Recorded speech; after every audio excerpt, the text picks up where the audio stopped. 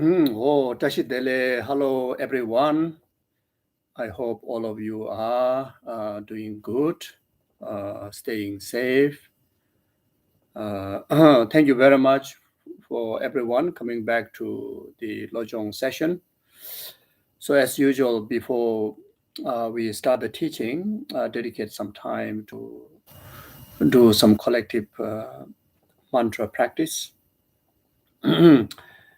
Of course, we dedicate this to entire numberless sentient beings' well-being all the way up to enlightenment, and specifically dedicate to those peoples and animals, anyone who are going through life obstacles, in particularly sickness, danger of life, etc. And also, as we all know, this very time, this very now, there are volcano eruptions in Indonesia, flood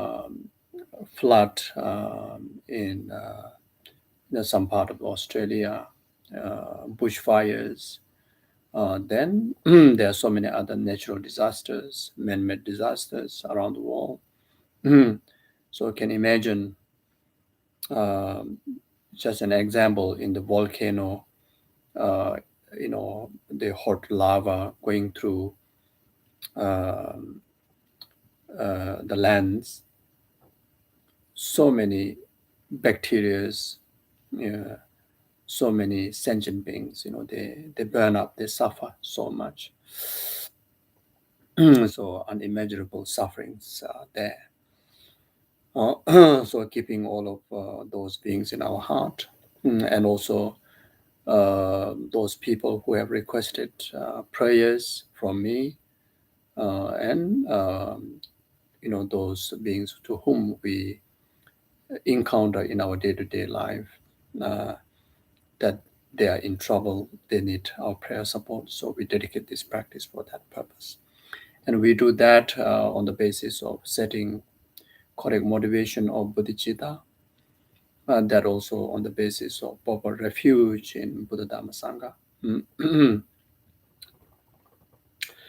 Sangye Jodang Zoje Jonala Janju Bado Dani Jazonje Daji Jinzoje Bezonamje Dola Benje Sangye Dubarai Jo Sangye Jodang Zoje Jonala Janju Bado Dani Jazonje Daji Jinzoje Bezonamje Dola Benje Sangye Dubarai Jo Sangye Jodang Zoje Jonala Janju Bado Dani Jazonje Daji Jinzoje Bezonamje Dola Benje Sangye Dubarai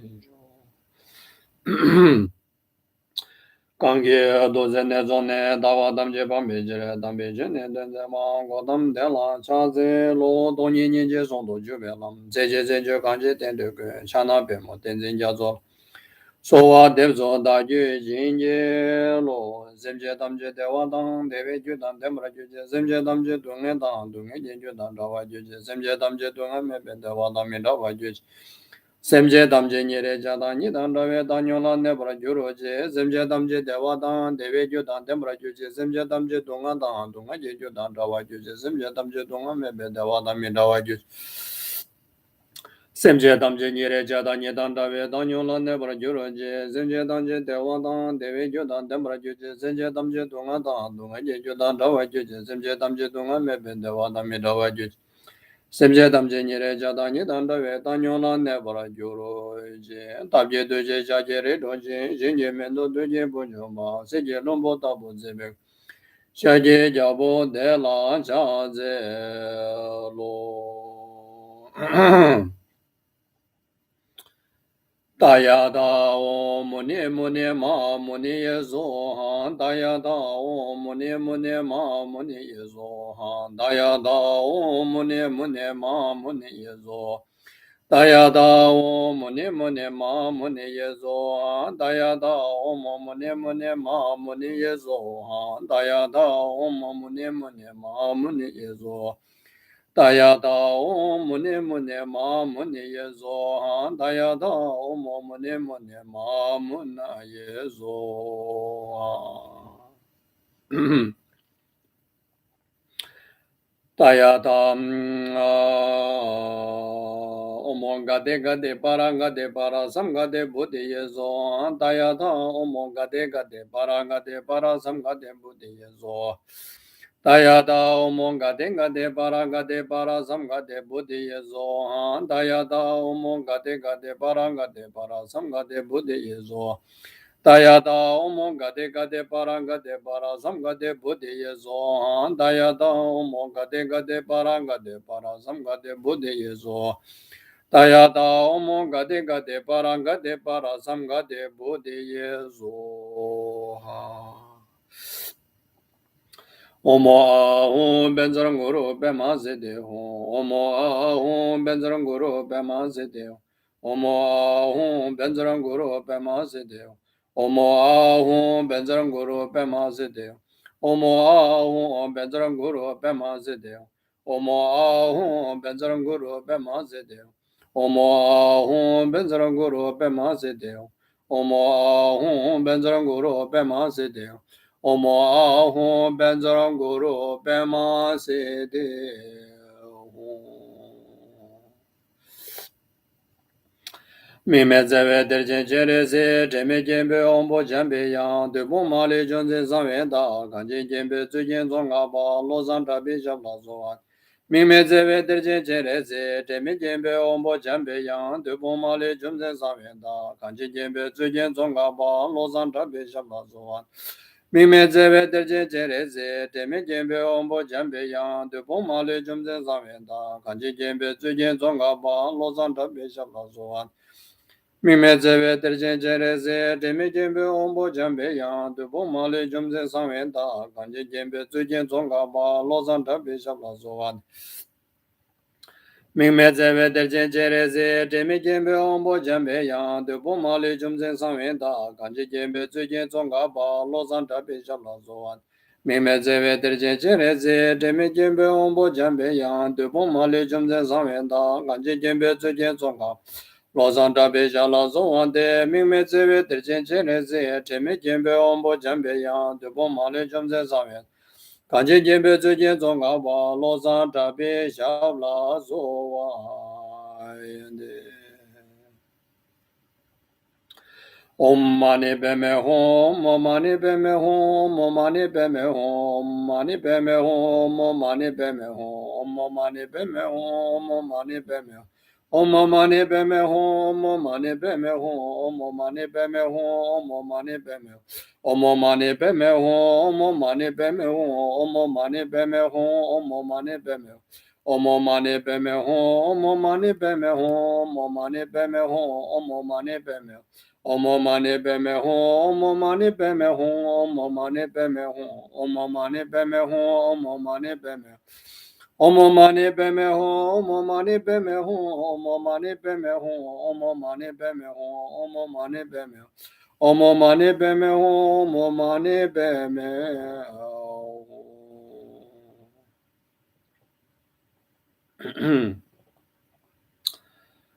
Omo dare do dure zo ha, omo dare do dure zo ha, omo dare do dure zo ha, omo dare do dure zo.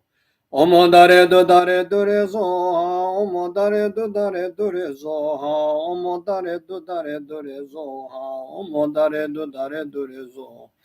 Omo dare do dure zo ha, omo dare do dure zo ha, omo dare do dure zo. Omo dare dure zo ha, omo dare dure zo ha, omo dare dure zo ha, omo dare dure zo ha, omo dare dure zo. Omo dare dure zo ha, omo dare dure zo ha, omo dare dure zo. Omo dare dure zo ha, omo dare dure zo ha, omo dare dure zo. Omo dare dure zo.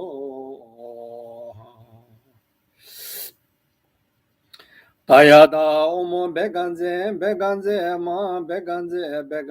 ranza samunga de zo. Tayada omo beganze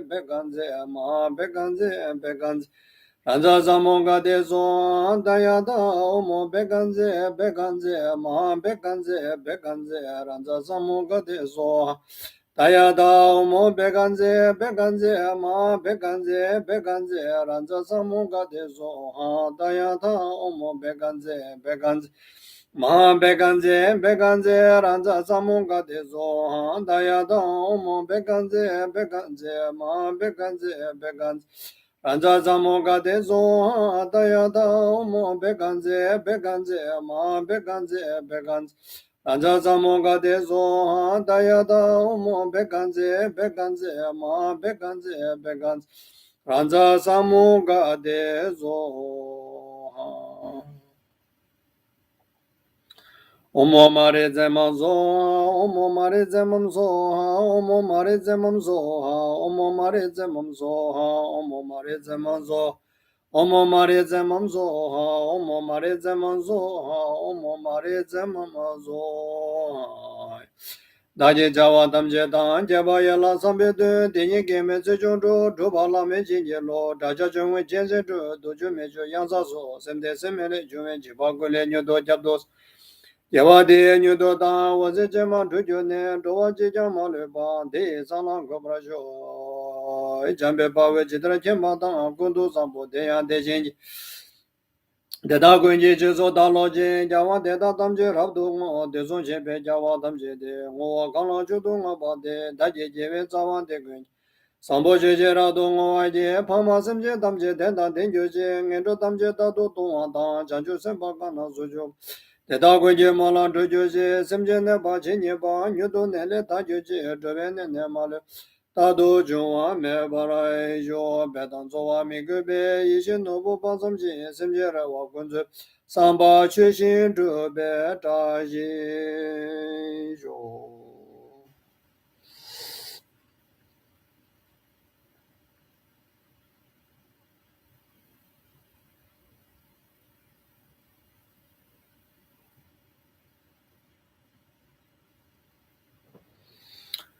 Okay, thank you, thank you.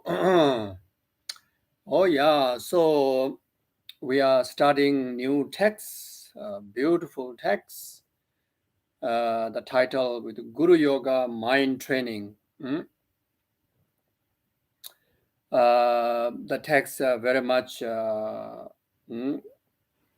even though the exact the author didn't really mention here, but very much understand that this is the text that compiled by Shunu Gyalchok Goncho Bang. So, in any way, this very teaching is one of the essence practice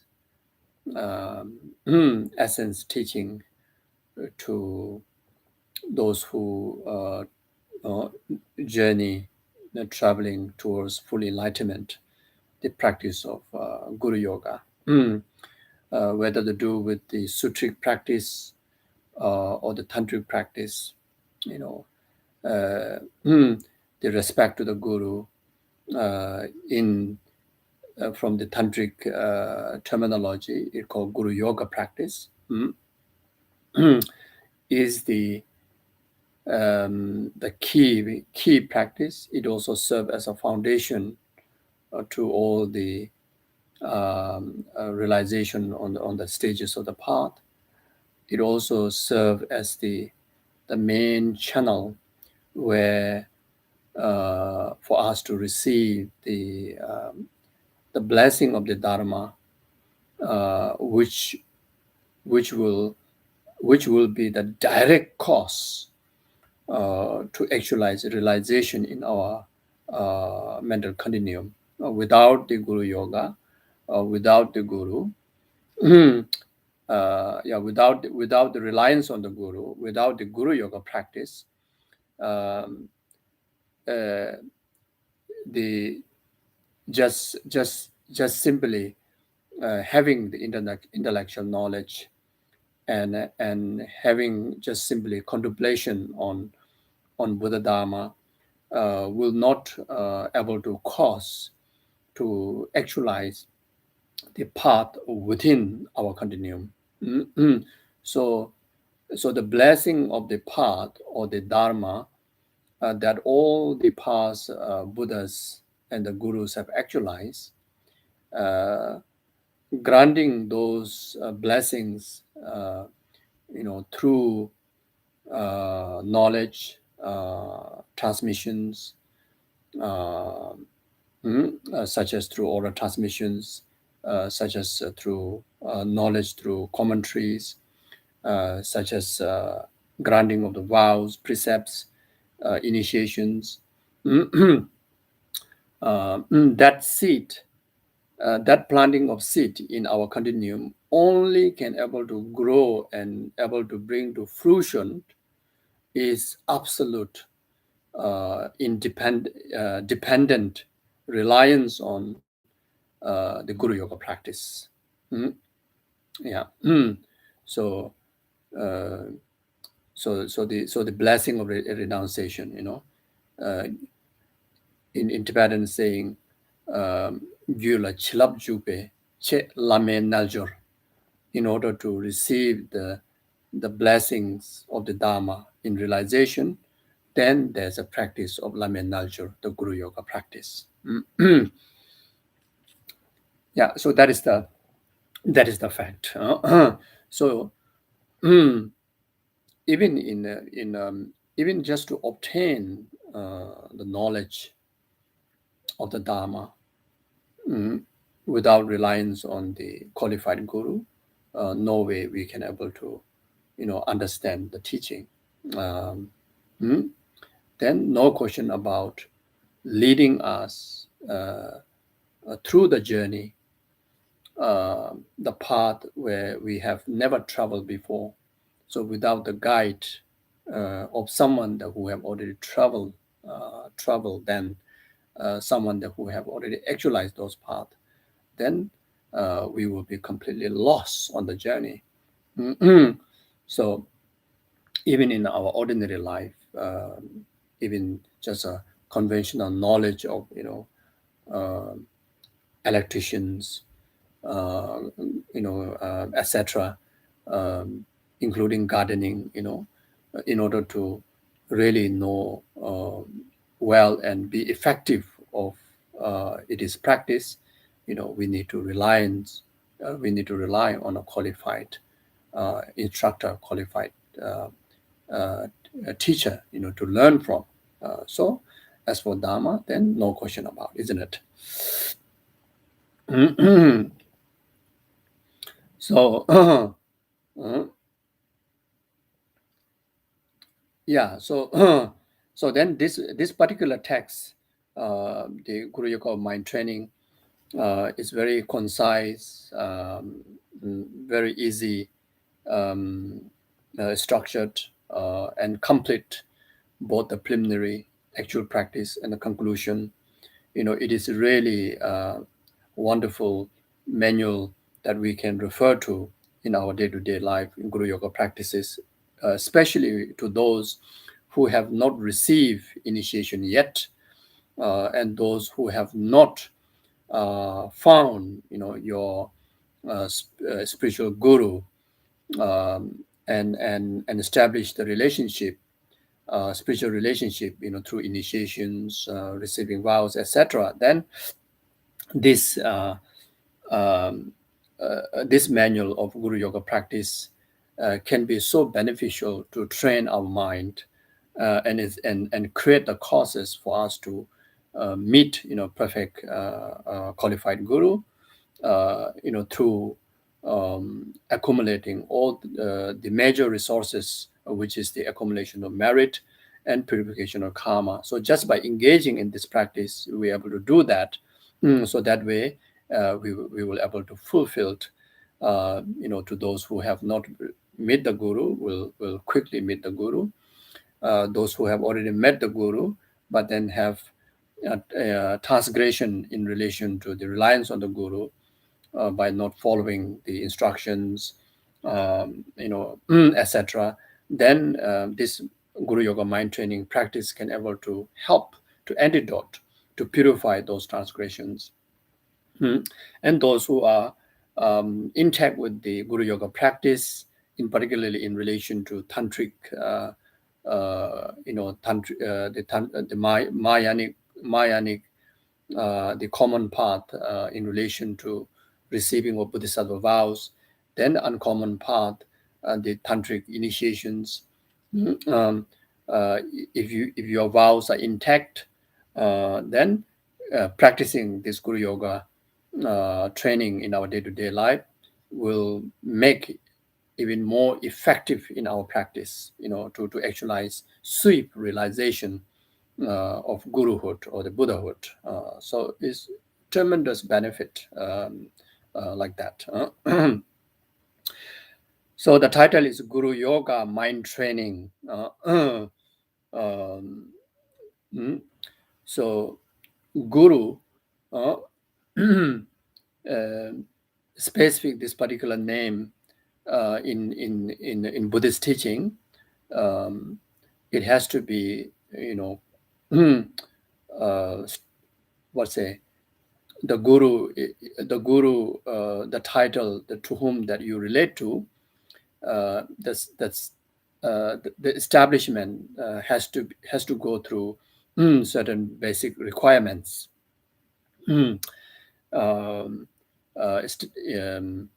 Through either through taking vows, taking precepts, receiving oral transmissions, receiving commentaries, receiving initiations, etc. And there are some exceptional without all these criteria, without this mention, earlier mentioned the channels that you can still establish a guru-disciple relationship, like such as the guru-disciple relationship to Guru Shakyamuni Buddha, like Guru Pema Sambhava, like such as Lama Tsongkhapa, such as such as the Shunu Gyalchok that who bring about this teaching, and all the great past Kadamba masters and great Indian pandits, they are from their side, they are ultimate gurus who carry the complete the qualification of the guru.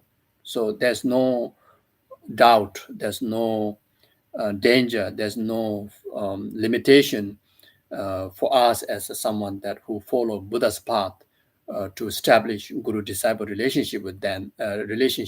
So for that, just simply ourselves from our side committing, because they are ultimately, they are enlightened beings. They can perceive, our commitments, our reliance to them. Then just simply ourselves making commitment, as a disciple to these holy realized beings. Then on the basis of so just with that, can able to establish guru-disciple relationship. So this is a special case. But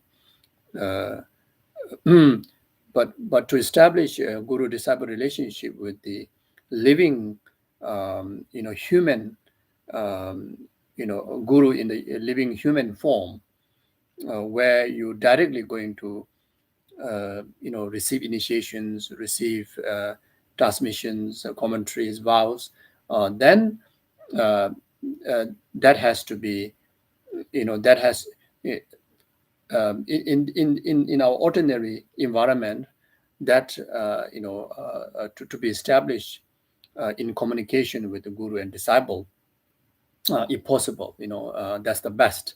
You express to request that person to be your guru, and that person also accept to be your guru.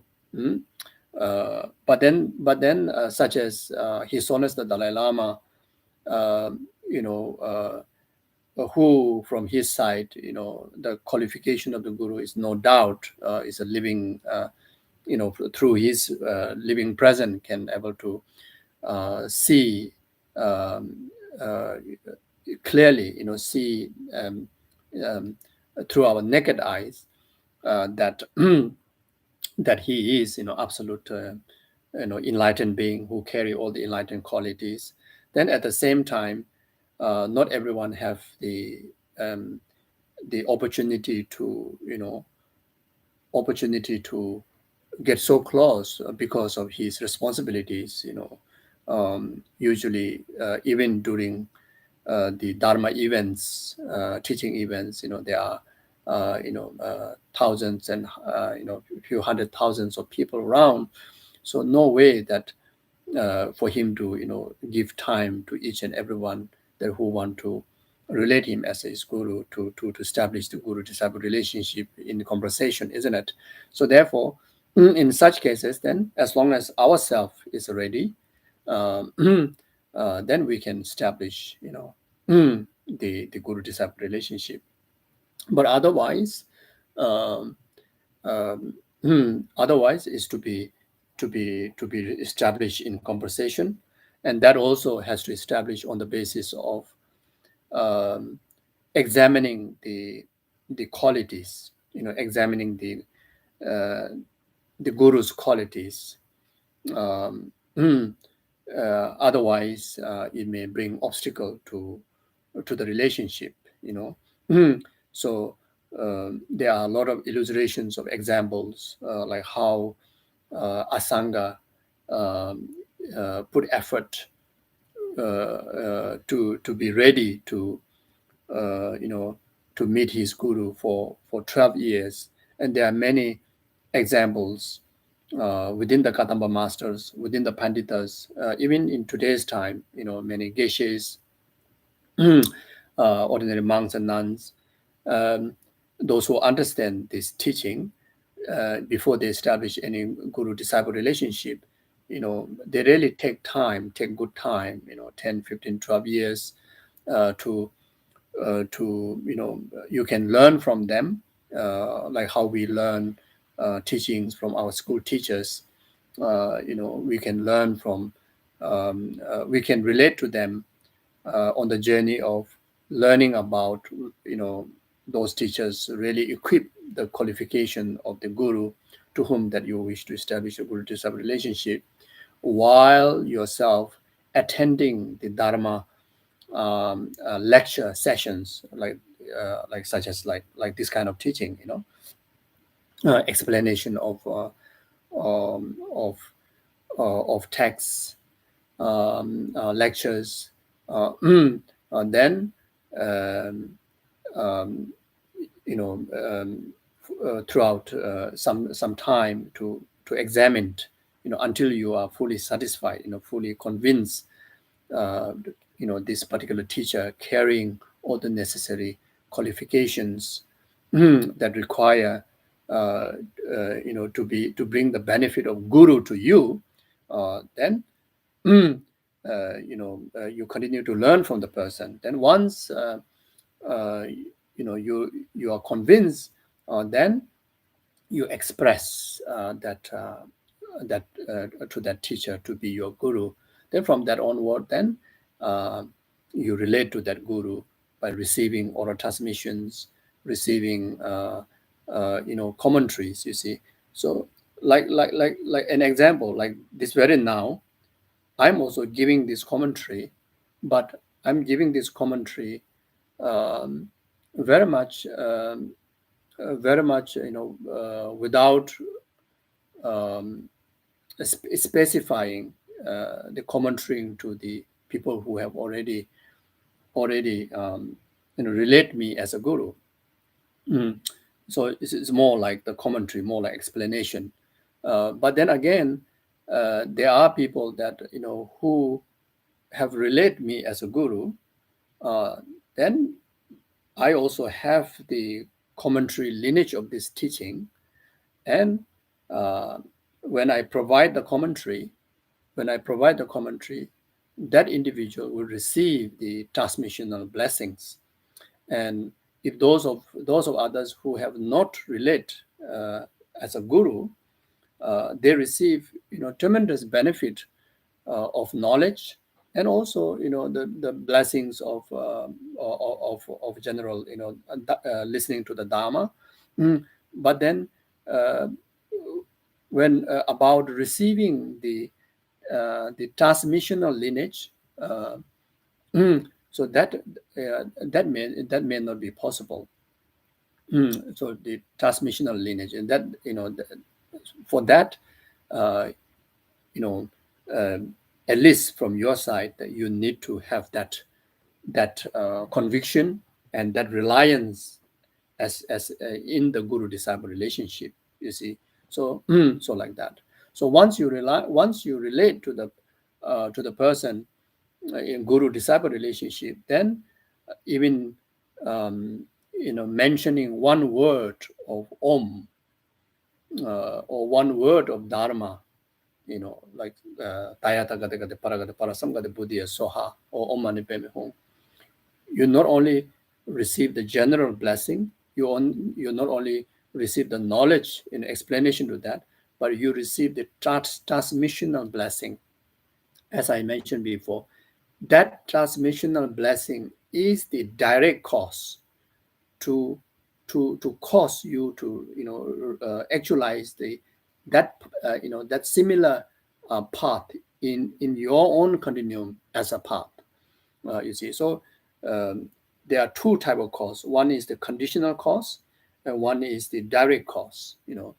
Lenji Chejin and Nyelen, Nyeleng Ju, and then there's the Lenji Chejin Ju. You see, so oh, uh, uh, so yeah, so therefore, mm,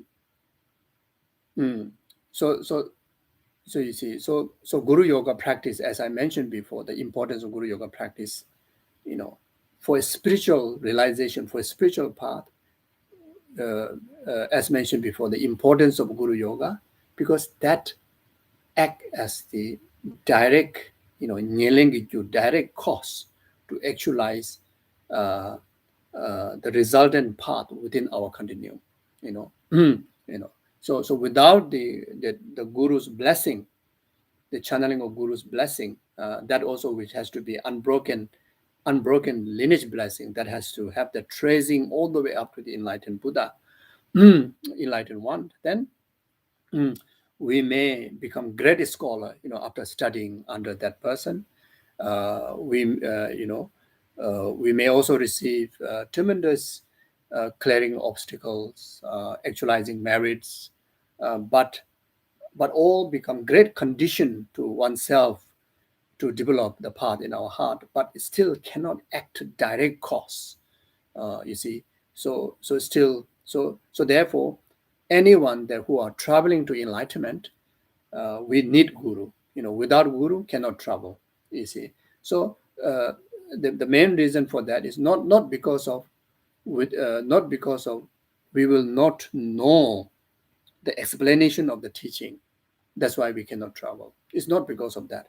It's because of the unbroken, the blessing of the unbroken lineage, the transmission cannot happen when you don't have the guru. That is the blockage that cannot travel to enlightenment. Otherwise, just to know the meaning. There's so many scriptures, so many commentaries. You can just read and read and read, and you can be a great scholar. In today's time, even without needed to directly referring to a person, just reading so many books, can be great scholar of the teachings. So that is not good enough, in concern to the spiritual benefit. So like that.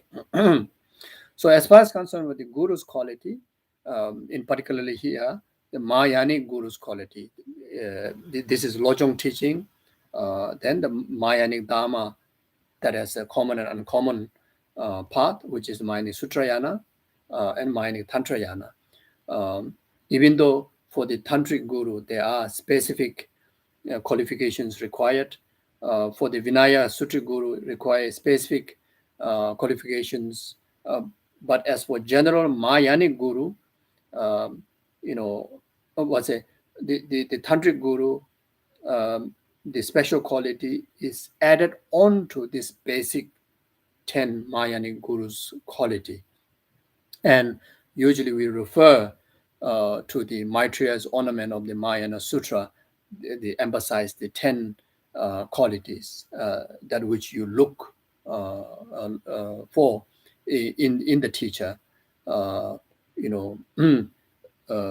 whom that you can able to establish the guru disciple relationship. So the 10 qualities, as said in the ornament of Mahayana Sutra, it says rely on a Mahayana teacher who is disciplined, 1, serene, 2, thoroughly pacified, 3, has good qualities surpassing those of the students, 4, is energetic, 5, has a wealth of scriptural knowledge, 6, possess a loving concern, 7, has thorough knowledge of reality, 8, skill in instructing disciple, 9, and has abandoned dispiritedness, to lead the to guide the disciple, 10. You see, so these are the 10 qualities. So there are 6 quality that which the teacher himself or herself to gain the confidence to be the guru. Then there are 4 qualities within this 10 quality must require to bring the teacher's benefit to the disciple. Is very much like the tool that you can use bringing benefit to the disciple. So so such as the teacher being energetic, energetic in giving teachings. So that's one. Then the teacher possessing loving concern to the well-being, the spiritual well-being, not only mundane but spiritual, mainly spiritual well-being of the student. 2, then have a skill in instructing, the skill of knowing many knowledge. You see, skill of knowing many knowledge. Many aspect of all aspect of Dharma field. Because you need to guide the disciple gradually, all the way up to the end result of Buddhahood. You see, you cannot, when someone take the responsibility as a guru, you cannot throw away your disciple on the halfway. It's very much, it will be like you bring all the way in the middle of the desert, through the long desert, like Western Australia, long huge desert. Then halfway you just throw away, like a tour guide, halfway throw away someone never been there before, in a very hot WA weather,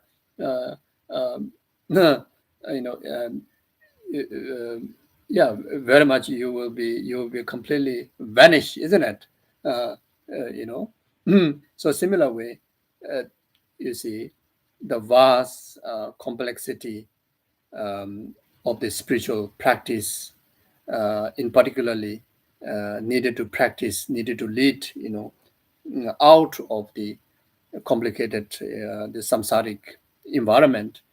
You really need to have all the different skills to guide the student. You see, so that is the third quality.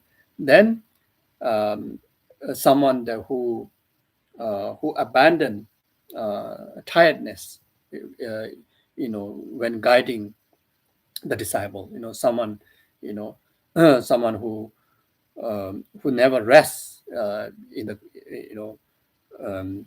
never take pleasure for self isolations, from guiding the disciple. One of great example in our own spiritual community, like our precious guru Kyabje Lama Sopa Rinpoche. Rinpoche teach endlessly, timelessly, even when Rinpoche's physical body go through, we all know his physical condition, but he worked for we sentient beings, we disciples, in a full force, in a full time, in a full energy, So this is called abandoned disparitedness. So these four are the tools that you need for the teacher. Teacher need, in order to effectively lead the disciple, through the path. Then rest of the other qualities is the quality that needed to have the confident of all the capabilities for the teacher himself or herself, to be a guru, to be a spiritual friend, spiritual teacher, spiritual guru, like that. Then the Kadamba Geshe Potova said that, of course, it's very difficult to know exactly, one by one of these qualities, to see through into a person, into a teacher in today's time. So as long as that we spot these five major qualities, then that very much understood that, that person equipped, generally of these 10 qualities, and we can have a confidence to rely to that person as our guru. So those five qualities are: number one, the loving concern. So anyway, I will quote the Bodhava said, these five qualities: loving concern, knowledge of reality, and the three trainings are foremost. So loving concern, is the most important. Always wanting, always wanting the ultimate benefit of the ultimate happiness, and the causes of ultimate happiness, which are the virtue, the Dharma in the student. Knowledge of reality, even though the teacher may know so many other knowledge, may know, so many Dharma knowledges, but don't know the knowledge of emptiness. The knowledge of reality, knowledge of emptiness. Don't know how to lead the disciple to know about the absolute reality, the emptiness, then you won't able to guide the disciple out of samsara. Because other than the emptiness, the rest of the other dharmas are reason for, condition for us to know about emptiness. You see, so when you talk about no dharma, mean no emptiness. When you provide the dharma to your disciple, your ultimate goal is to make disciple to actualize, to understand emptiness and realize emptiness. So whatever form of teaching that we discuss, from the preliminary to everything, has to be motivated to condition the disciple to realize emptiness, to know emptiness, to realize emptiness, including all the different forms of preliminary practice, like accumulation of merit, like even like practice of making offerings, prostrations, purification practices, all has to be reason for eventually for us to realize emptiness, to understand and realize emptiness. Then the three trainings, the training in morality, training in concentration, and training in wisdom. The teacher is someone that who carry upholding the highest standard of moral discipline, highest standard of moral discipline. So therefore, highest standard of moral discipline. So more the vow the teacher observe, practice, so that's the thing, you see. So And these are quite easy to observe into teacher, how many initiations that they are practicing. So from there, we will know how many tantric precepts, they keep. Then the Bodhisattva precepts, uh, as long as you practice the tantric precepts, naturally Bodhisattva precepts are practiced, or even someone who have not entered into the tantric path, but then who have cultivating the Bodhisattva precept. From there, we will know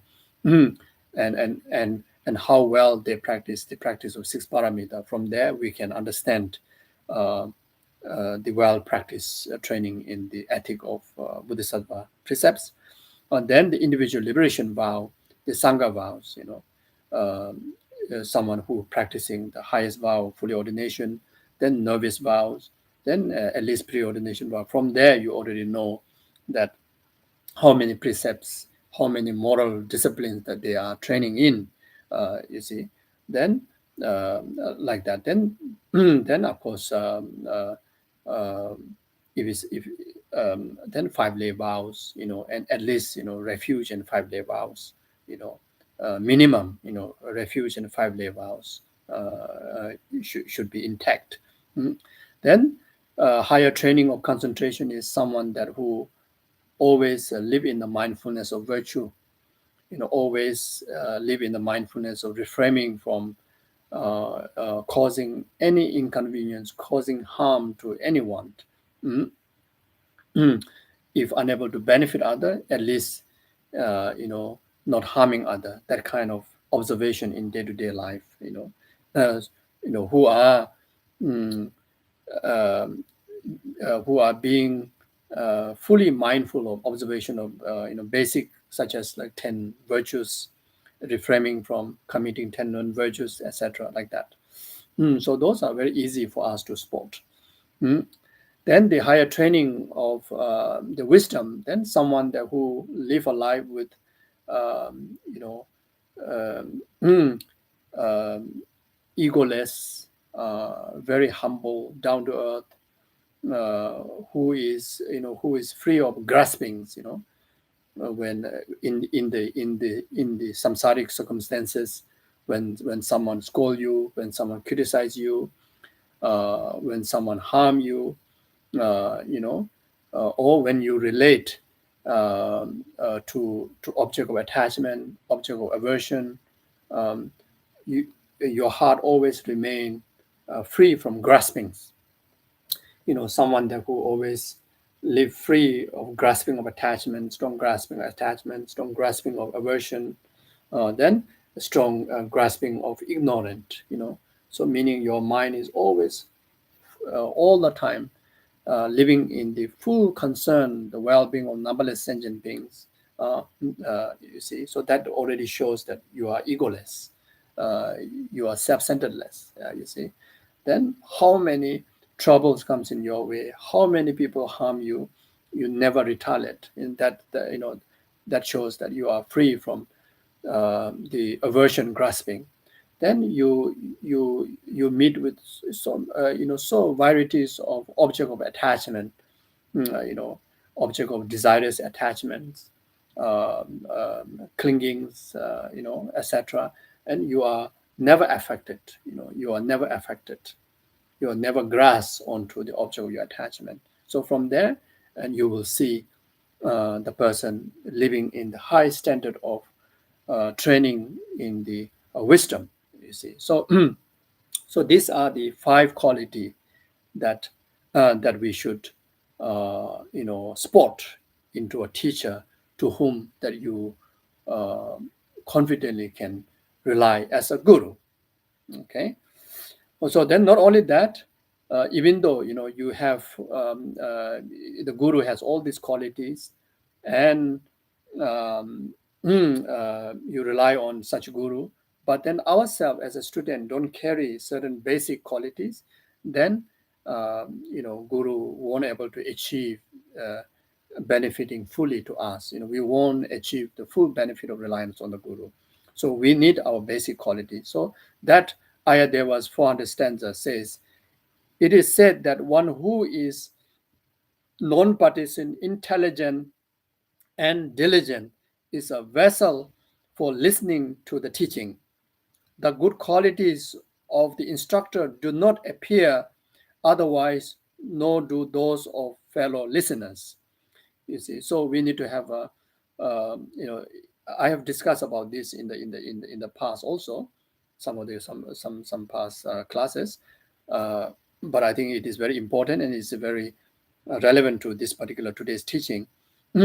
So this three quality, the non-partisan, so meaning that the whole purpose, complete purpose, the reason for you to find a guru, have relationship, special relation to the guru, has to be absolutely solely for enlightenment, for liberation, for dharma. Nothing more than that. Nothing other than that. Nothing to do with any sort of worldly emotional relationship, worldly emotional concerns.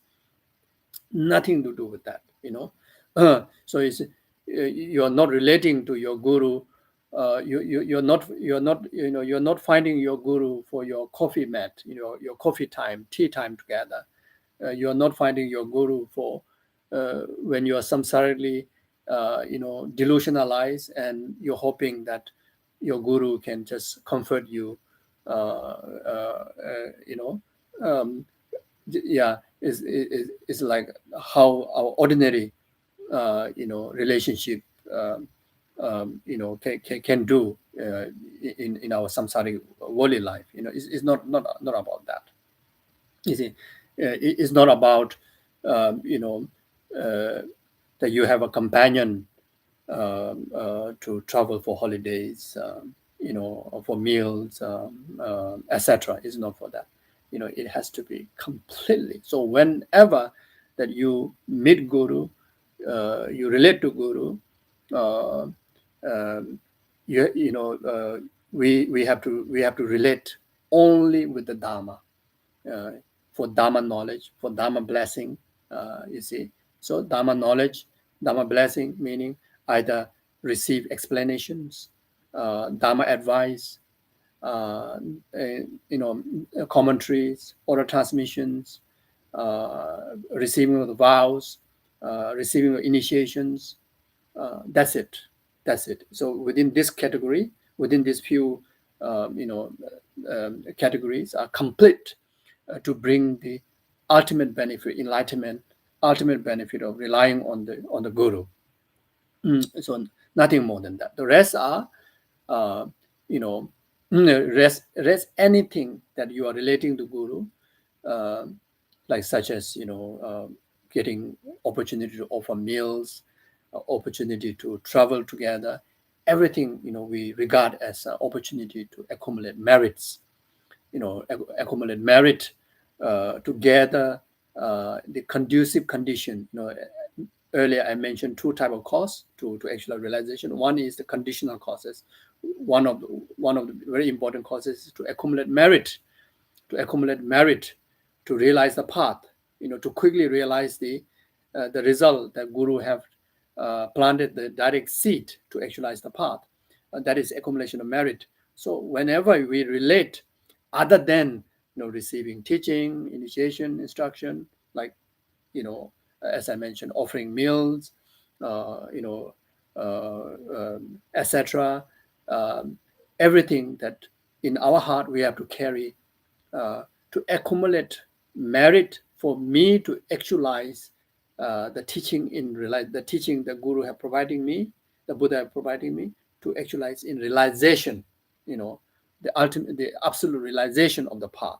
So in that reason, so the manner is not like we we are so excited to have a coffee together, not like ordinary kind of relationship. You have to go beyond, so that way then um, guru become like your wish granting jewel. The guru is your wish granting jewel of ultimate happiness and causes for ultimate happiness. And in that way, anything that you relate to guru, everything become meritorious. Everything become everything become a antidote to purify our negativities and delusion. and sources to accumulate the merit of wisdom, merit of method, like that. So therefore, the quality of non-partisan, it is utmost important. Uh, so that's one quality. Second one is intelligent, to have a basic wisdom, to know what are the basic virtues and what are the basic non-virtues, and that from a kindergarten, even before we learn Buddhist teaching, that we know about, the faults of 10 non-virtues and the benefit of 10 virtues, isn't it? So at least have that basic wisdom. If you don't have more greater than that, but minimum. So anything, anything, in particularly in relation to Guru, anything that to do with the 10 non-virtue, then you object it, and you stay far away, and you avoid it, and you don't have to take it as an instruction, as a teaching. Anything to do with the 10 virtues and all the higher virtues, all the way up to the entire Lamrim teachings, all the way up to enlightenment, then everything you take as a resources for your path, take as a blessing, you see. So we need a basic intelligence, what to be adopted, what to be abandoned, what to be listen, and what not to be listened. After rely on the guru infuse you delusions, then you should, respectfully, you don't have to listen to that. You don't have to obey that. It doesn't mean that you against the guru. It doesn't mean that. Unless you have, another way of understanding that you need to carry the wisdom, the basic wisdom, um, um, you know, uh, basic wisdom to relate to the Dharma, which is the how to differentiate interpretive teaching and definitive teaching. Interpretive teaching and definitive teaching. So if Guru happen to show any manifestations or any kind of physical actions, verbal speech, that that is against the Dharma, that is against the virtue, uh, then you need to have the basic capability to interpret them. But if those negatives are directly causing harm to you, or then you need to distance physically and verbally. But that doesn't mean that you lose your guru disciple relationship. You still continue to practice, receive all the virtue part. But those things that disturb you, you stay far away from that. Or otherwise, you need to have a capability to physically. There's nothing is directly impacting you, but in the word, in the teaching, emphasizing the infusing of the negativities, then we need to have a basic wisdom to interpret them, as an interpretive Dharma, not a definitive Dharma. In Buddhist teaching, there are a lot. Like in the past, I've also give example in one of the sutra Buddha have taught, was it one of the sutra to overcome the regret of a king who killed his own parent. So at that very moment, the king is so depressed and almost taking his own life.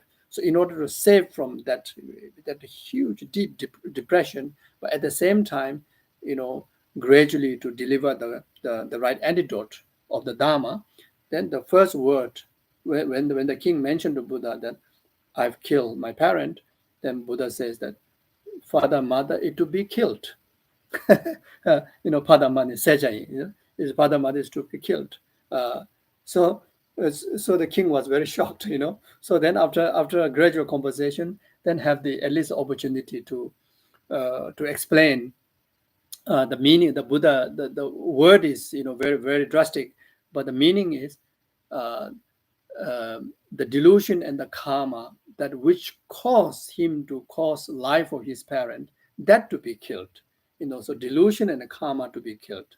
You see, the mother delusion, the father karma to be killed. It's talking about that. So there are many like that. So when we relate to our guru, the human, the guru who manifests in an ordinary human form, there may be many things that which samsarically may be manifesting, verbally, physically. So we disciples need to have that capability to differentiate uh, uh, to be from interpretive teaching and definitive, or interpretive manifestation and definitive manifestation from the guru's action for the benefit of ourselves. You see, if we hear something wrong about guru, something mistake about guru, then the interpretive is straight away relate to yourself that guru is teaching directly me to never to behave like that. So that is like interpretive teaching, like like you have the wisdom to interpret it, to understand that way. But if that kind of negative is directly physically causing harm to you, then your basic wisdom is to reject that. The reject that is not kind of saying no to teacher. You distant physically or verbally from the teacher. You see, but then but without losing the faith and conviction of all the other benefits, the dharma that you have received, and you continue to cultivate that. So this is what it's talking about. So basic intelligence. Then the third one is diligent. You see, there are many sutras emphasized directly by Buddha that the teachings Buddha cannot clear our sins, our negativities, like how clear the dirt and like that, wash away, like that. So the only way that we can liberate is Buddha granting the correct dharma, and through our own effort by practicing it, we liberate. So we cannot expect just getting initiation, just getting explanation that we will be enlightened. You see, we need to practice, and the way to do that is, the word that the teaching emphasizes is taking into 4 sessions in day-to-day life. Very much talking about 24 hours, try to occupy it, in a 4 different, divide 24 hours into 4 different times. Then entire time you basically occupied with the practice on the teaching, in 2 categories, in the meditation session and the post meditation sessions, like that. So these are the so then, with the qualified disciple with these qualities, meeting qualified teacher with those qualities, then enlightenment and the realization on the stages path very much like kind of can be in the tip of your finger snapped, something like that. Okay, so I will just read it because it's very, very easy. Not, I think the basic commentary, I think I've already, whatever I've said, I think can be summed up there. Yeah, so the first one is homage to the teachers. So can say Shinu Gyalchok, he, at the end of this text, there's a lineage gurus. So he pay homage to all those lineage teachers. To get the blessing and to clear obstacle to the compiling or the composition of this teaching. So then it says, in general, because reliance on the spiritual teacher is crucial, the qualifications of the spiritual teachers and the proper manner of relating to him have been stated extensively in all the teachings of both the great and lesser vehicles. Yeah, so proper qualified teacher, the quality I've already mentioned, it emphasized extensively in the great and lesser vehicle, the great, the Mahayana Sutrayana teaching, as well as Tantric teachings, lesser vehicle as Vinaya Sutra, as well as the teachings related to Sarvaka and Patika Buddha, emphasize the importance, yeah, the importance of the qualities, as I mentioned before, 10 qualities to the Vinaya precept teacher, 10 qualities Mahayana, 10 qualities to the Tantric gurus, and also talk about the importance of reliance to such gurus. So here quoted the arrays of three sutras stated, without holding the pedals, the boat cannot cross the other shore. Even if all other conditions are present, without the teachers present, the end is no reached. The end is not reached. So very clear, isn't it? So teacher's role is as important as that. So then, even if you possess such mundane qualities as being born into high caste and so on, like such as precious human rebirth, and the high caste here is not necessarily meaning of those, the caste categories, can be understood even this, the time of equipping all the precious human rebirth's freedom, but not taking the meaning.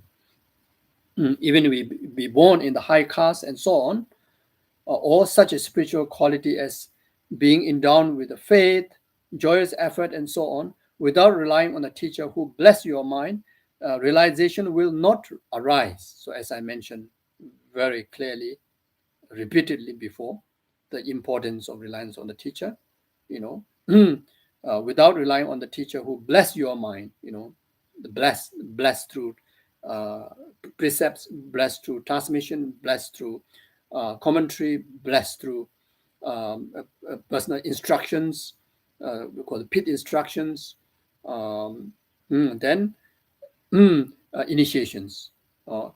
Real realization will not arise if we don't relate that way. If realization do not arise, you will not gain freedom from silent existence. So it is necessary to rely on a teacher. So as for a qualification of the teacher, it is stated, as for the teacher's qualification, if he possesses the lineage and the realization, he is qualified. So here, on top, you see, on top of all the specific qualification that mentioned before, the essence quality or the summary quality, when someone equipped with all this quality, the summary quality, the essence quality is the lineage and the realization. Someone who possessing the lineage and the realization, you see.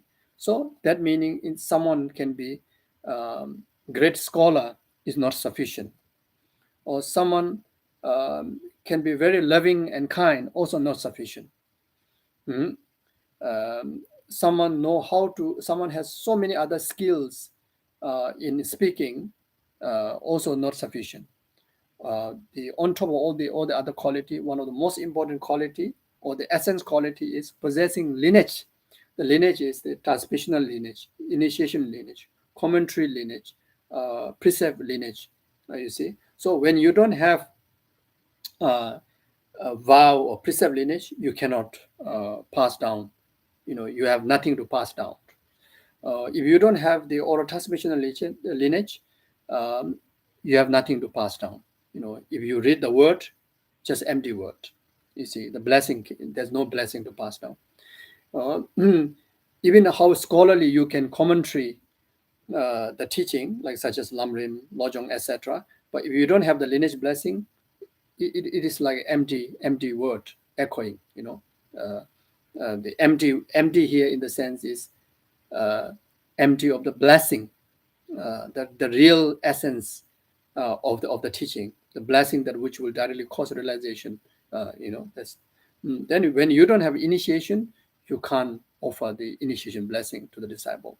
You see, then someone who need to have a realizations. Realizations. It doesn't mean that you have a complete realization, but someone who already, manifesting, surfacing the impact, the realizations of the vows, of the teaching, of the practices, like emptiness, like shamatha.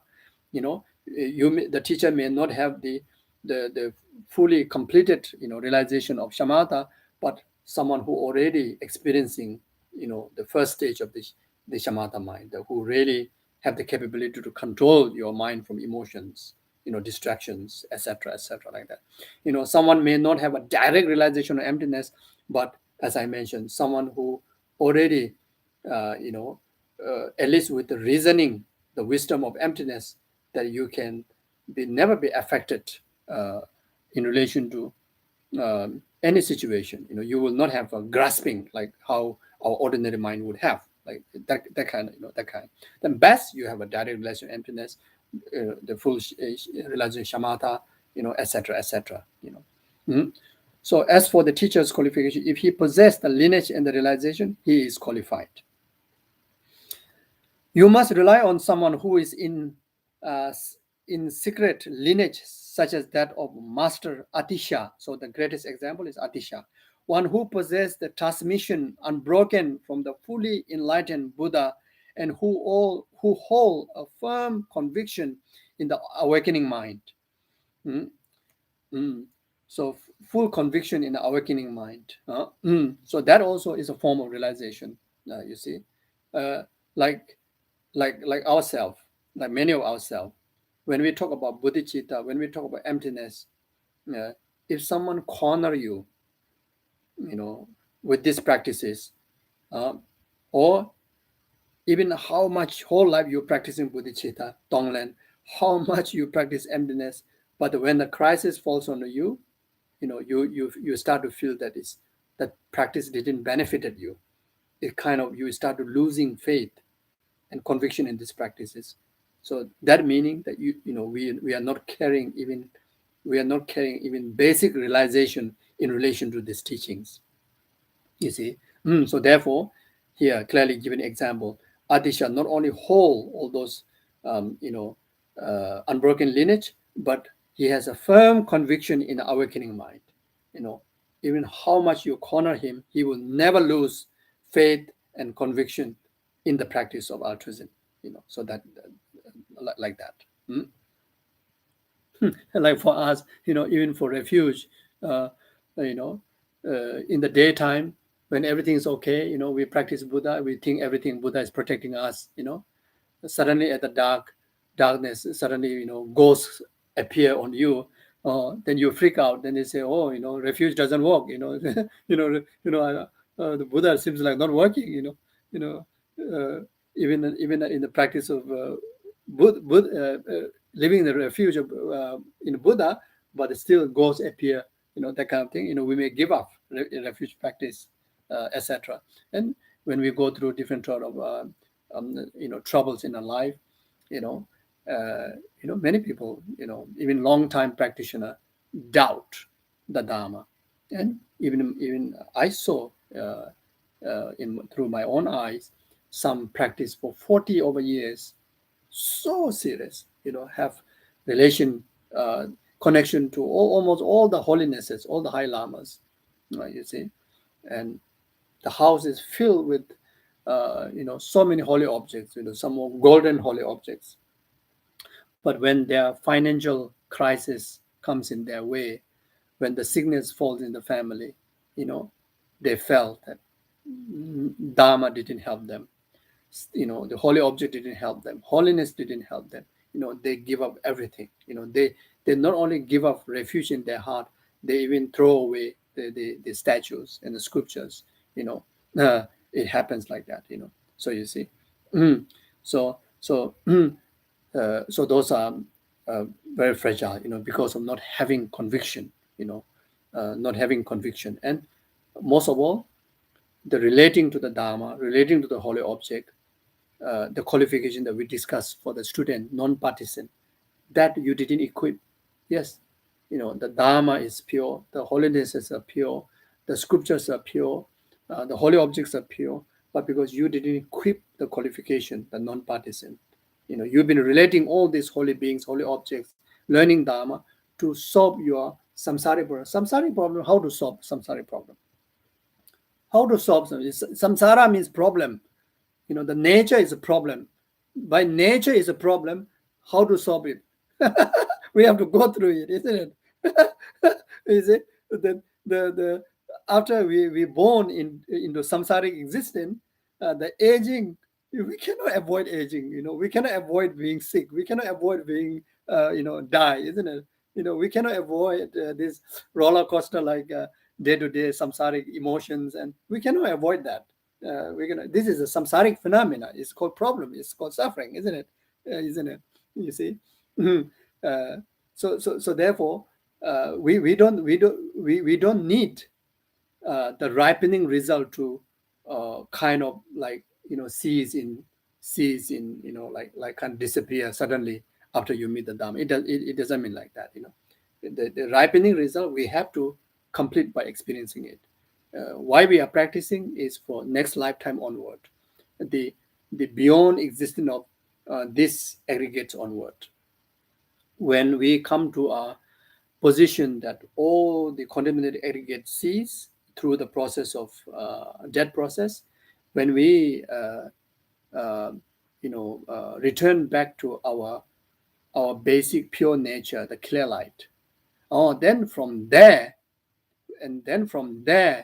the tool of the spiritual practices make us never to separate from the enlightened qualities, from liberated qualities. You see, so we practice Dharma for that purpose. You see, to be able to achieve that. You see, and that is possible. You see. So there are two aspects to such manner of reliance to the Guru. First is the reliance by means of actual practice, which is to put the teaching into action through all three doors, just as they are found in the teacher's word. All the teaching have to apply in our day-to-day life. As expressions of our body, speech, and mind. Second is the secret reliance by the means of symbols, which refer to visualization, which refer to visualizing the teacher at your heart or at your crown and making supplication to him with the admiration and reverence. So there are three parts to this. So the second part is the secret practice, not just try to illustrate the teaching through our body, speech, and mind, but in particularly carrying through our meditation in relation to the Guru Yoga, actual Guru Yoga practice. So that has a three part: preliminary and the main practice and the conclusion practice. So the preliminary practice is, the preliminary has two elements. First, you prepare the mind by cultivating loving kindness and compassion and awakening mind. So the most important preliminary practice is always start with cultivation of bodhicitta mind, carrying the correct motivation of bodhicitta. Second, on the basis of follow body meditation, so you use the 7 Vairocana, meditation posture or any form of meditation posture, like sitting like Tara, sitting like Maitreya Buddha, all this, the most common meditation posture is the 7 Vairocana meditation posture. Then complete your body as a appearance devoid of intrinsic instinct, like the form reflecting into mirror. Then imagine your heart as a mass of light. So then third is to meditate on emptiness. So you see, so first generate correct motivation. Then second, you structure your proper physical body meditation posture. Then third is you purify all the ordinariness, impurities in emptiness, and from that, to create a pure basis of your body, speech, and mind through emptiness meditation.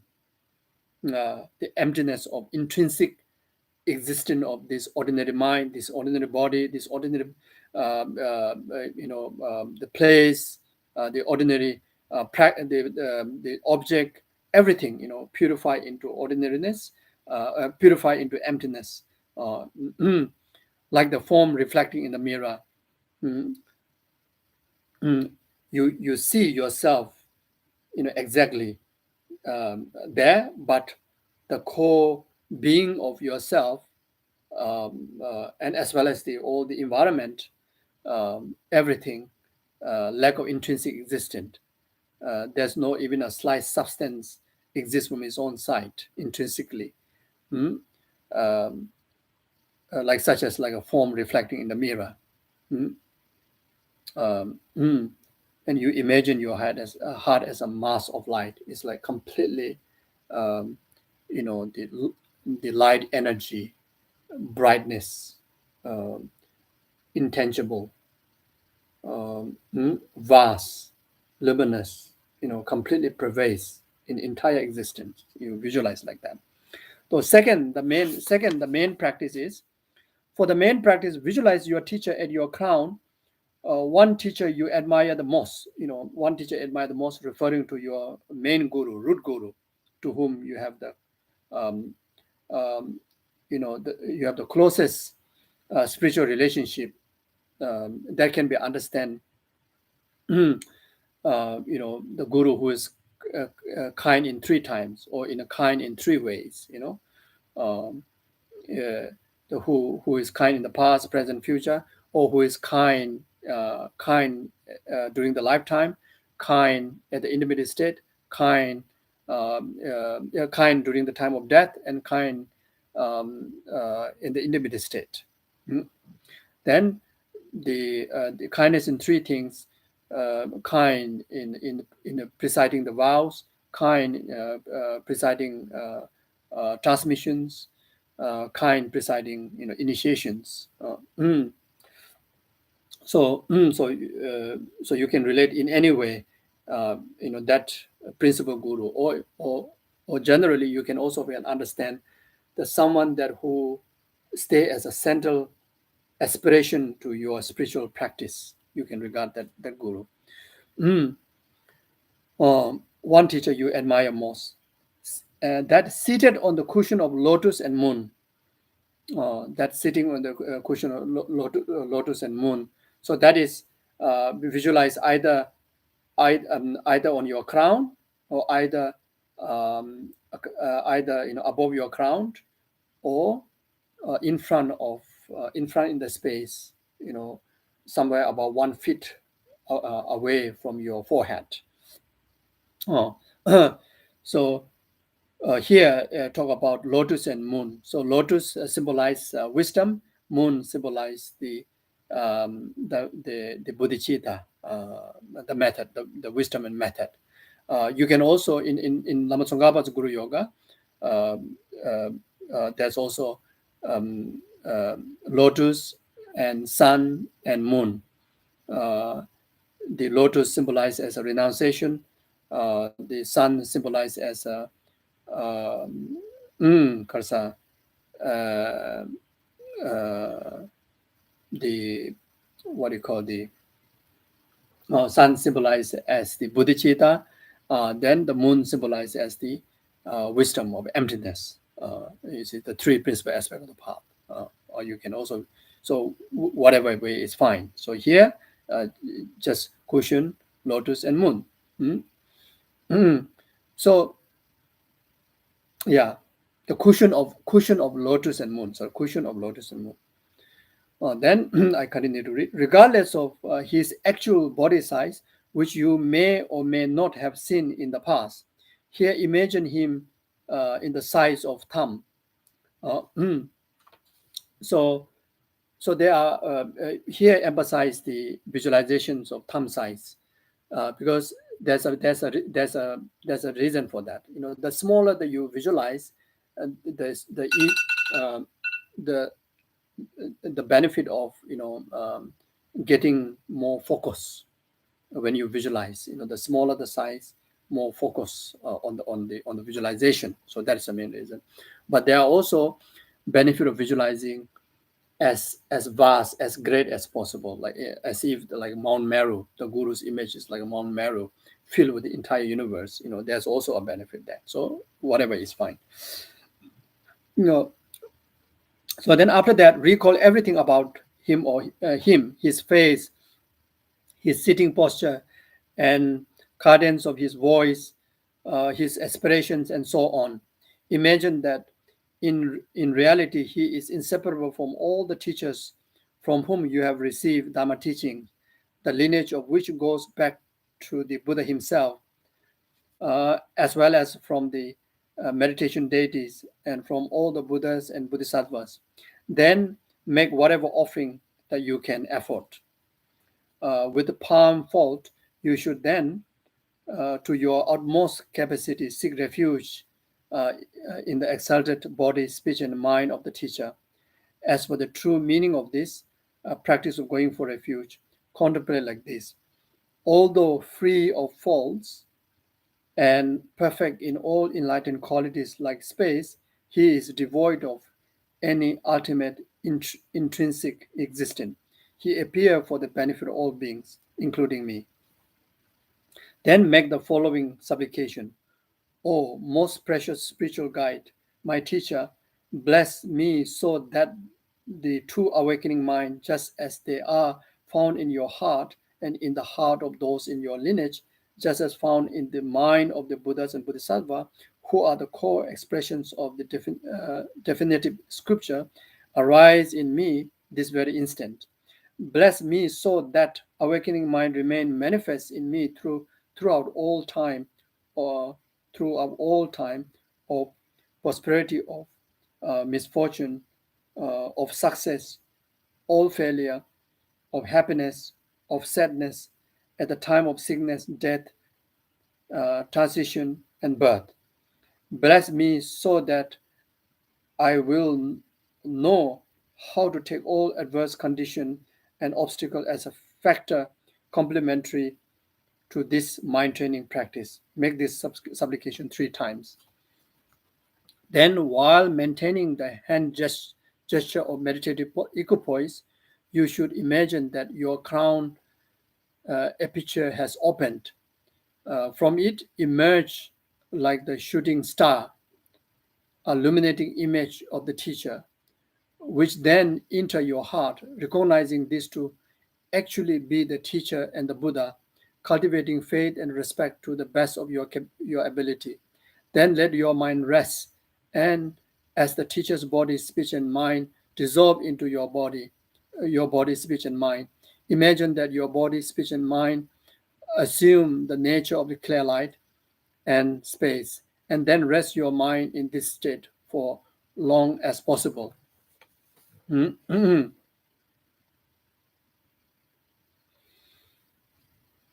Yeah, so it is very much exactly like the 100 deities of the Lama Tsongkhapa Guru Yoga practice.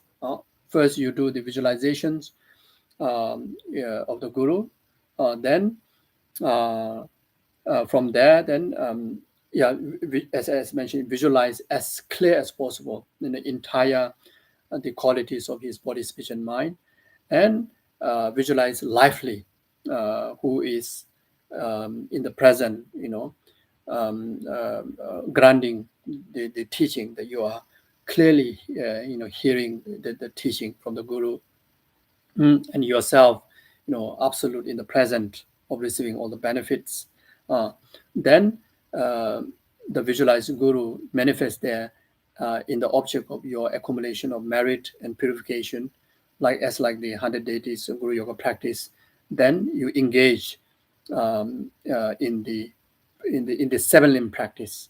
In the 7 limb practice, the practice of prostration, practice of offering. First, practice of offering. You offer the 8 offerings. You offer mandala offerings. You offer your body, speech, and mind, your merits, etc. Then you purify your negativities through prostrations, Vajrasattva practices. Then rejoicing the merit of the Guru, rejoice the merit of the 10 Buddha Bodhisattvas, rejoicing in sentient beings' merit, rejoice in your past, present, future merits also. Then request Guru to remain, until entire numberless sentient beings free from the ocean of samsaric suffering, and request Guru to turn the wheel of Dharma.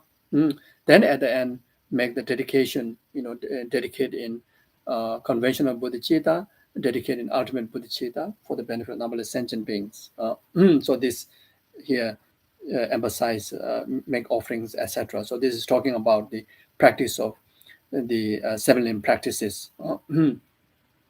Then also it is important to visualize the guru is embodiment of all the other rest of your gurus, all the lineage gurus. Then also visualize and understand the guru is embodiment of all the deities and all the past, present, future Buddhas.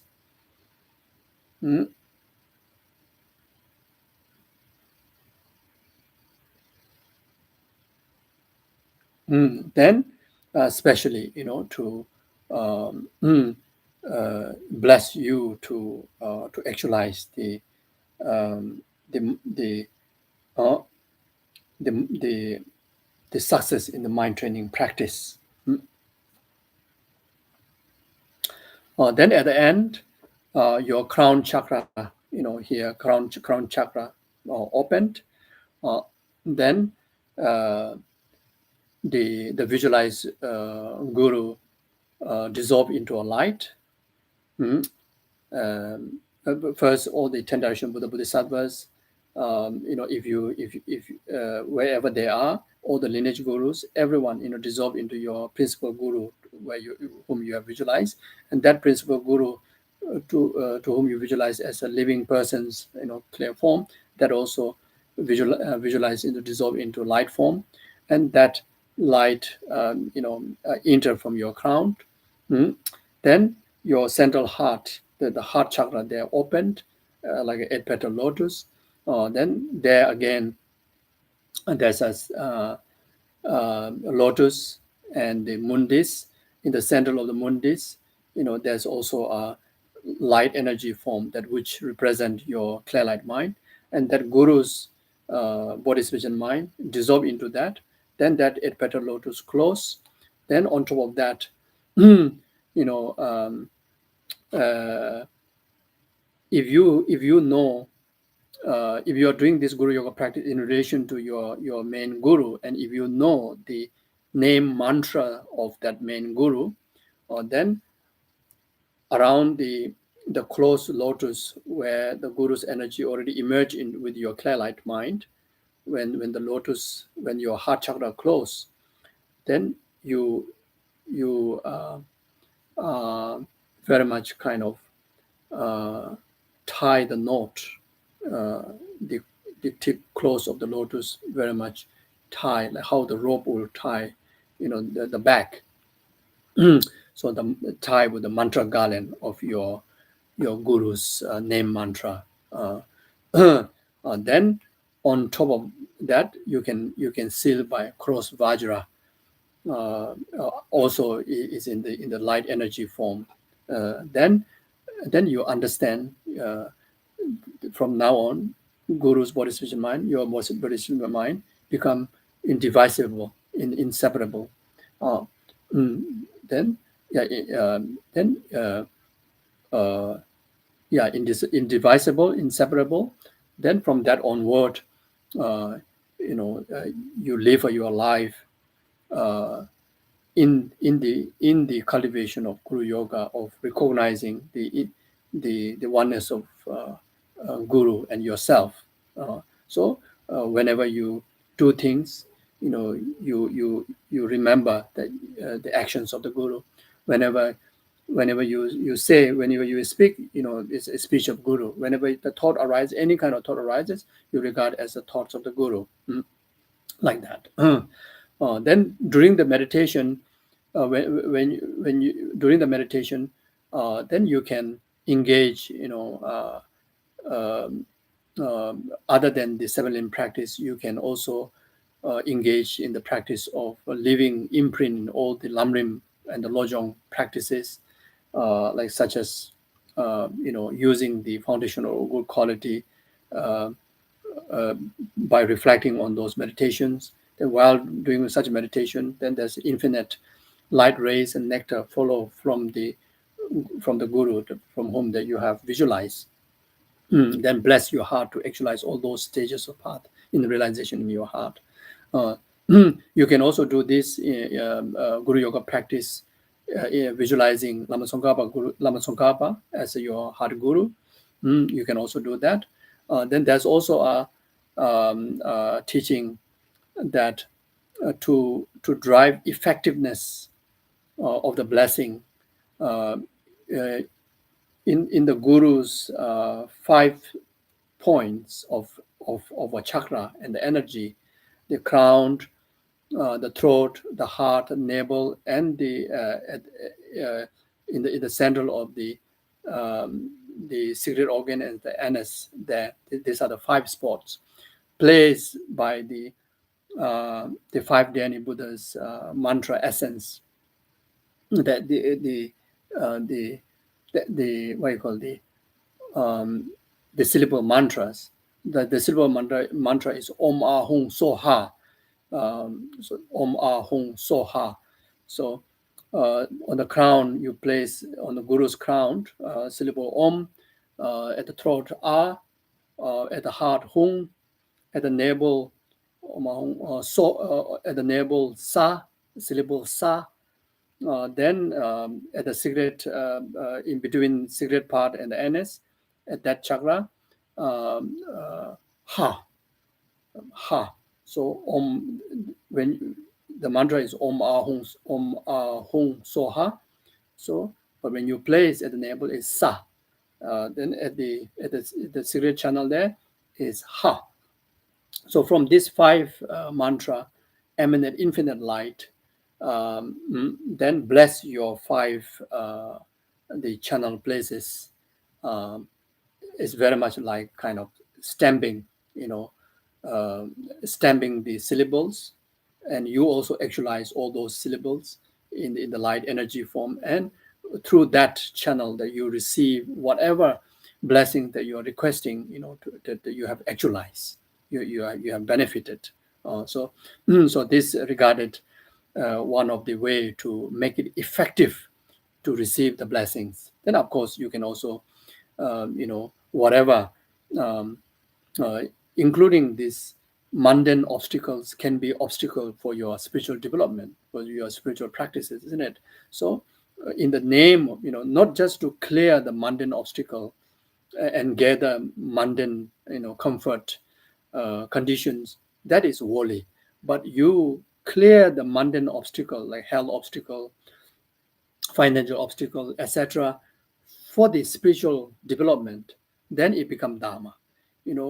To gather all the resources, like good health, financial resources, etc., for the spiritual development, then it becomes Dharma. So you see, so even to clearing obstacle in life in that way, and actualizing all the condition in life in that way, so you can use this visualization to make it even more effective. So in some of the Guru Yoga teachings have emphasized, to taught that.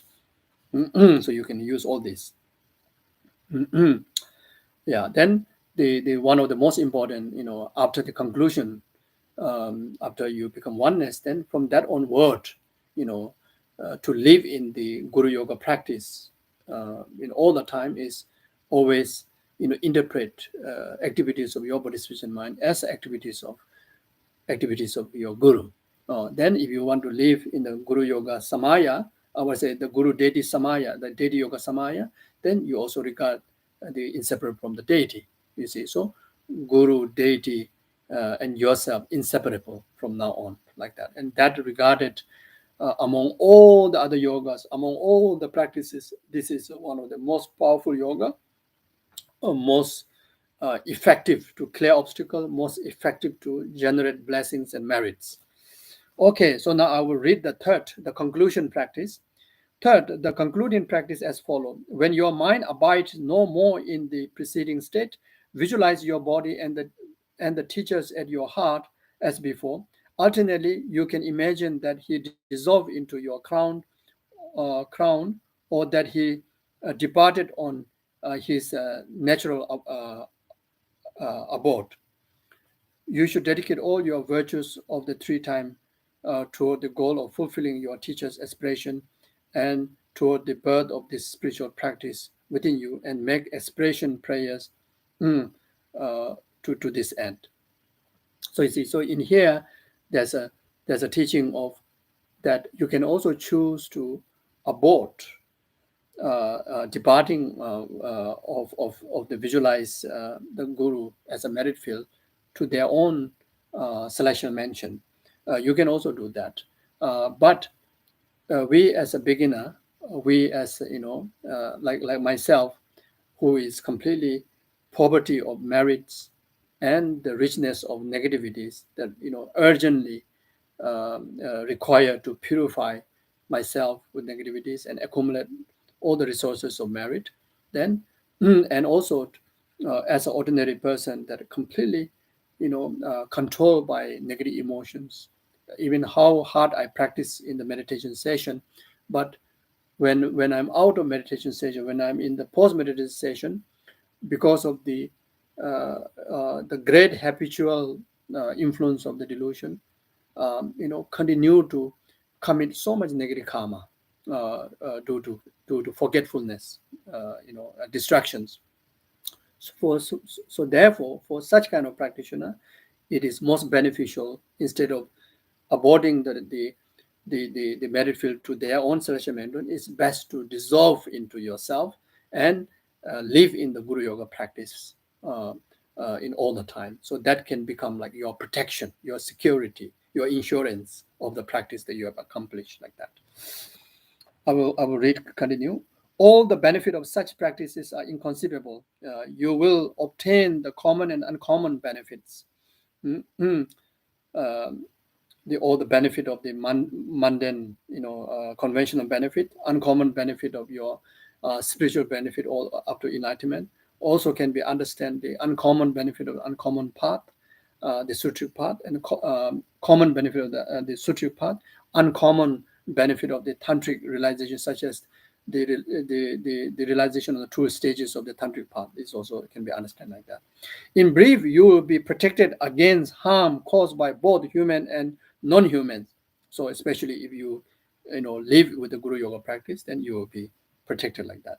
You will attain both mundane and supramundane excellence, and you will receive all instructions and subsequent instructions, all the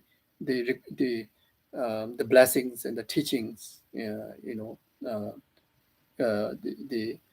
mm, um, yeah, the subsequent instructions, the all the technique and the pit instructions, the guidance, throughout the lifetime. You always have the merit to timely to receive them, and the subsequent time, those subsequent instruction, like such as during the time of death, the critical time in the clear light, then you receive like such as guru's transparent consciousness, guru's blessing of transparent consciousness to pure land, etc., and to able to guide us by the blessing of the guru to take the clear light in the path of Dharmakaya.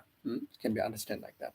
Since you will experience the transparent of consciousness into clear light, especially by means of the two visualizations, this alone is the instruction to apply at the moment of death.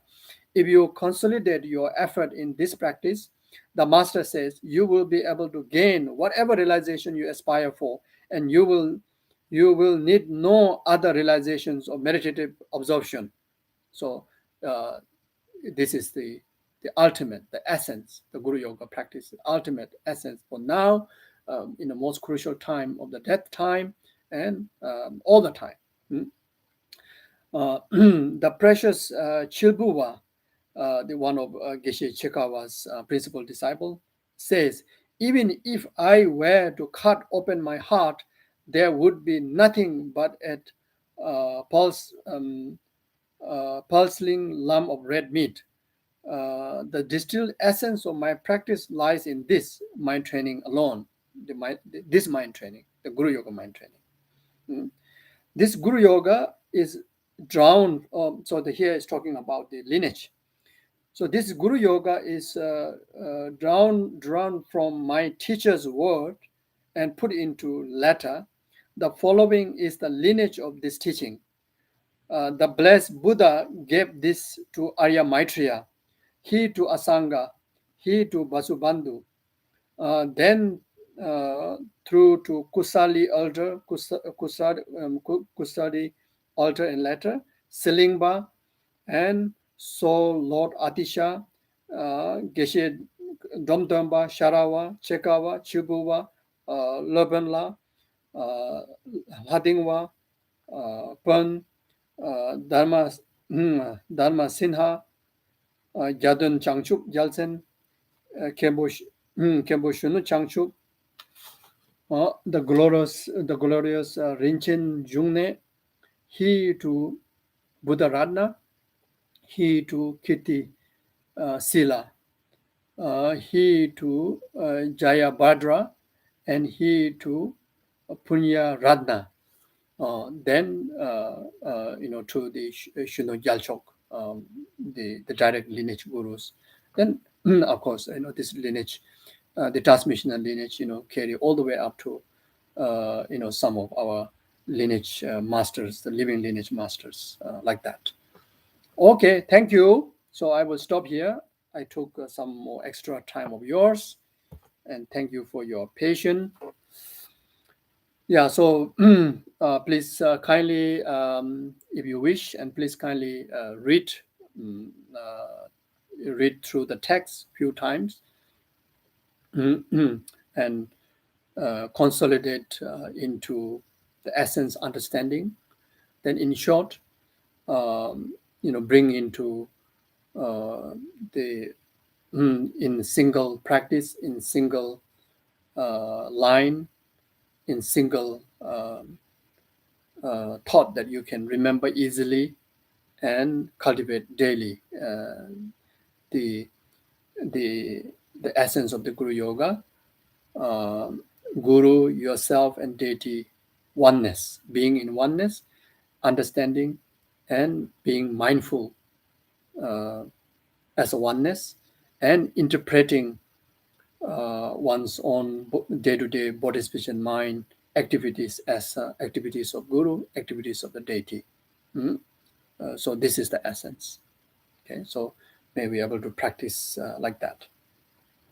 So thank you very much. So I would dedicate the merit, whatever merit that we accumulate through this discourse, and the merit accumulated by all the past, present, future Buddhas and Gurus be complete cause for numberless sentient beings to be free from oceans of samsaric suffering and actualize ultimate liberation of enlightenment accordingly. May this collective merit be complete cause to overcome all the sufferings in relation to this pandemic and actualize all the cure, protections, soonest and most effective.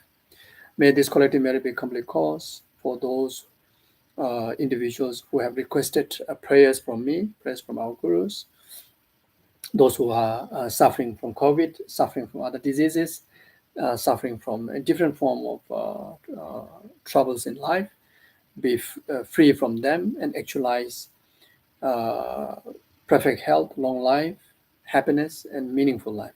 And also dedicate all this collective merit for all the beings who pass away, in particular in the last 49 days, be free from suffering of death, suffering of intermediate state, suffering of rebirth, and actualize high rebirth in Pure Land, and actualize Buddhahood within that very lifetime. May this collective merit be a complete cause. All the leaders of the world, leader organizations, and leader whoever lead your family, and yourself who lead your life, free from negative emotions, and actualize full of wisdom, of selfless, and attitude of loving kindness and altruism, so that anyone under their leadership can able to enjoy peace and happiness and virtue accordingly. May this collective merit be a complete cause all the good people in this world, like such as Yesunas Lama, Kyabje Lama Subrahmachari, all your spiritual gurus, yourself, your family members, always enjoy good health, long life, fulfill all your aspirations accordingly. May this collective merit be a complete cause. All the natural disasters that which is happening in the world be ceased. May anyone that whose karma environments around natural disasters to be protected, rescued, and free from all those difficulties. May this collective merit be a complete cause. All the virtuous institutions, like such as monasteries, nunneries, dharma centers, be free from inner outer sphere obstacles, actualize all the conducive conditions to preserve the Dharma perfectly, the most extensive learning and the realization and the stages of the path accordingly. May this collective merit be a complete cause for each and every one of us able to practice the Dharma accordingly as taught in the teaching, and most importantly, able to practice Guru Yoga practice, which is the essence of the Dharma, its most powerful practice. May we be able to live in Guru Yoga practice, never to be separated even for a moment. In order to do that most effectively, may those of us who already have Guru never to transgress the precept in relation to the Guru. May be able to practice the Guru Yoga perfectly, both in actions and thought. Those of individuals who have not met your Guru, may this merit be a complete cause for you to meet your Guru right away, and able to actualize the complete practice of the Guru Yoga.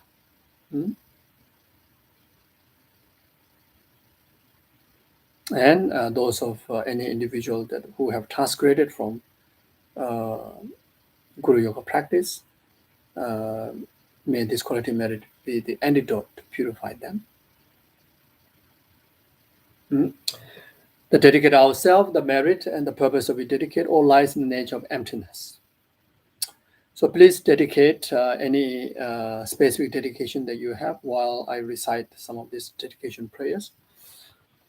Yewa de nyudo da lama sangye dubyo ne dowa je jama leba de sala go bara jo chanjo semjo rembo je ma je banam je jo je jewa nyamba me ba yang gone gondo pe ba jo tonye dawa rembo je ma je banam je jo je jewa nyamba me ba yang gone gondo pe ba remye dawa rembo je ma je banam je jo je jewa nyamba me ba yang gone gondo pe ba ra jo jambe ba je da jama na gondo sambo de han de je je da ko je jo da lo Jawa de da dam je ra dong ngo do je pe jawa dam je de ngo ga lan jo dong ba de da je je pe za wan de ko je sambo che je ra dong ngo ba ra ye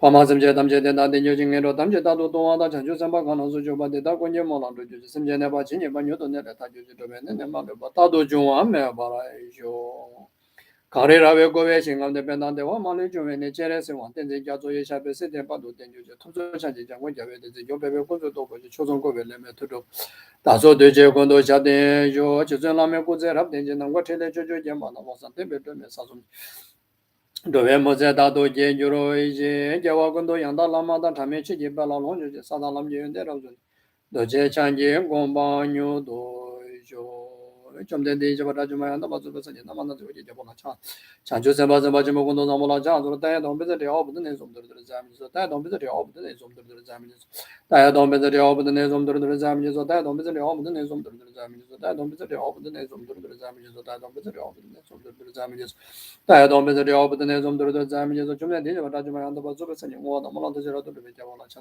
좀 된데 이제 받아 주면 한다 맞아 봐서 이제 맨절에 비데 왜 잡아라 차사로 맨저서 이제 왜 지나다 된데 로함이 다지 나산다베 남다면베 내근 도비오로 이제 담바제 된 감도 좀 받아 담바니 왜 좀 상황 때제 볼어지도 담바 담바 요래 내베 다시 좀 님몬들레 센들레 님행고 안들레 진짜도 들레 군조 좀제 다시